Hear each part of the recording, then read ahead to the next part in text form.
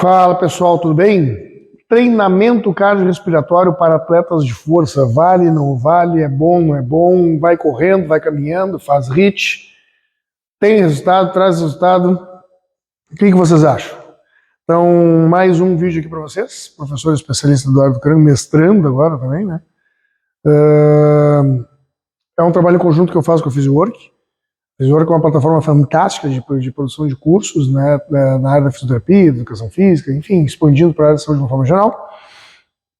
E a gente tem, né, um trabalho que a gente faz em conjunto, não só em plataforma paga, onde o conteúdo é mais denso, mas também tem essa aproximação com o público de uma forma geral, com conteúdo gratuito, que é algo que a gente faz com muito gosto também. Né? Então sigam a Physiwork no Instagram, sigam a Physiwork no YouTube, tá como Physiwork. E vocês podem me procurar como @educran e também aqui no YouTube como Diário da Força, tá pessoal? Então vamos falar então sobre o treinamento cardiorrespiratório, treinamento aeróbico para atletas de força. Quando a gente fala em trabalhos de força, a gente geralmente associa potência, velocidade, força nesses trabalhos. Mas uma coisa muito importante que a gente esquece de comentar com vocês, aliás, que é esquecido de ser comentado com vocês, é que quando a gente fala em treinamento esportivo de uma forma geral, a gente tem que pensar em todas as valências e todas as intercorrências que uma competição pode gerar ao corpo de um atleta. Então, pegar um exemplo bem simples, que é o meu esporte dominante, né, e que é um mito, assim, ó, uma série de paradigmas a serem quebrados, assim, absurdas. O powerlifting, por exemplo. O atleta de powerlifting, ele acha que ele só tem que gerar força. Tudo bem, ele tem que gerar força.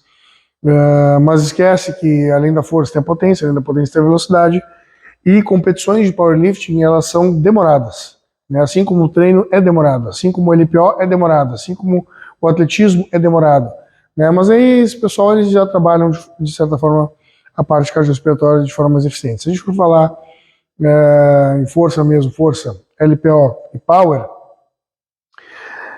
aí a gente já entra num aspecto mais afunilado, tá? Mais afunilado. Então, o que acontece quando a gente faz exercício cardiorrespiratório? Vocês lembram?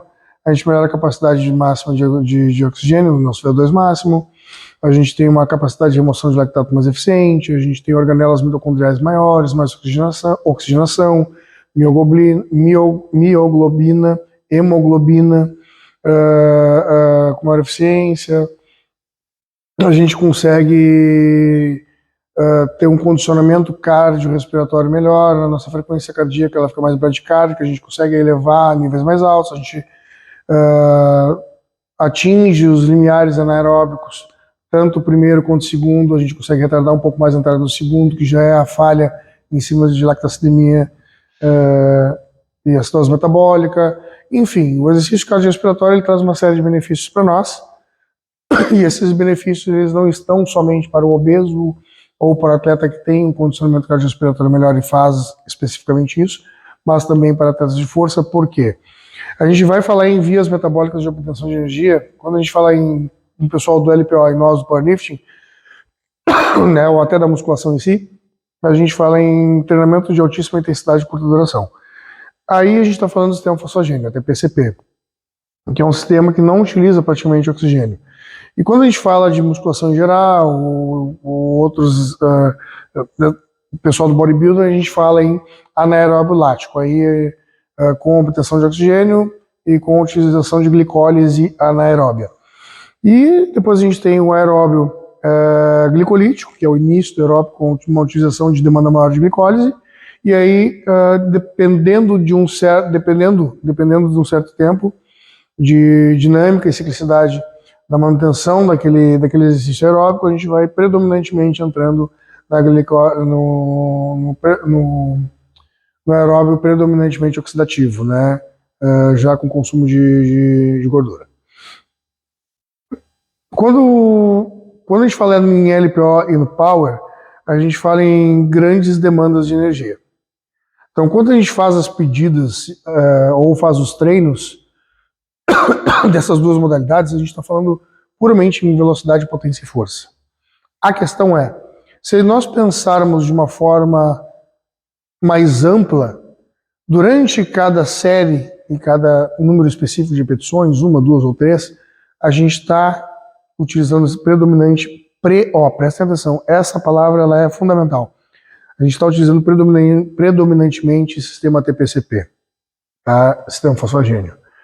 Só que a gente tem que lembrar que o corpo humano ele é aerobiótico, um corpo humano, um organismo humano está sempre respirando, sempre utilizando oxigenação. Então a gente termina uma série, vai sentar ali 3, 4, 5 minutos, está descansando, mas existe uma certa oxigenação. Claro, não é a mesma coisa que a gente ficar parado num descanso ativo caminhando e tendo essa ciclicidade que vai fazer com que a gente mantenha, e aí chega a dar um determinado momento onde a gente fica predominantemente oxidativo, tá? Aeróbio oxidativo. Enfim, só que um treino de LPO, um treino de powerlifting dura em média 2 horas e meia. E na competição, cara, eu nunca participei de competições de LPO em específico, mas eu acredito que sejam demoradas também. No Power, a gente começa ali a competir 10 horas, vai terminar 2 da tarde. São 4 horas ali. Né? São 4 horas onde a gente está sentado, uma hora a gente está de pé, espera a pedida, vai a pedida, caminha de novo. Então a demanda de substratos energéticos ela acaba se complementando em todos os fatores. Em um determinado momento, quando a gente senta para poder respirar, botar uma faixa de joelho ou ir com a joelheira mesmo, botar o cinto e ir para a pedida, onde vai ser uma ação voluntária máxima, beleza, aí ali aquele aparato ele vai estar predominantemente fosfogênio. Só que como a gente fica ali 1, 2, 3, 4 horas, e em um certo movimento, na maior demanda do tempo, a gente precisa ter um condicionamento cardiorrespiratório, porque senão a gente vai chegar lá no levantamento terra, faz todo o agachamento, faz todo o supino, vai chegar no levantamento terra, a gente não só não reconverte mais praticamente glicogênio hepático muscular, como a gente já pré-fadigou, não tem a remoção adequada de lactato, já entrou em estresse oxidativo no final, já está em acidose metabólica no levantamento terra, fadiga, hiperventila, morreu, acabou. Chega no levantamento terra, não consegue, mal consegue fazer a primeira, nem a segunda, nem a terceira.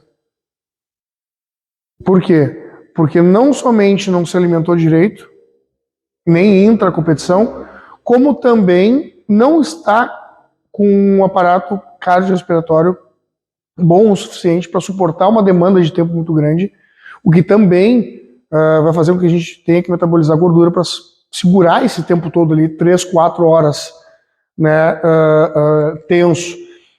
Se a gente for falar em sistema nervoso simpático, por exemplo, a gente tem uma descarga adrenérgica muito grande entre cada uma, e a gente está ali, essa tensão que nós temos, tem uma liberação de cortisol também, então tudo isso faz com que a gente possa entrar em segundo limiar ventilatório, segundo limiar anaeróbio muito rápido, né? Até essa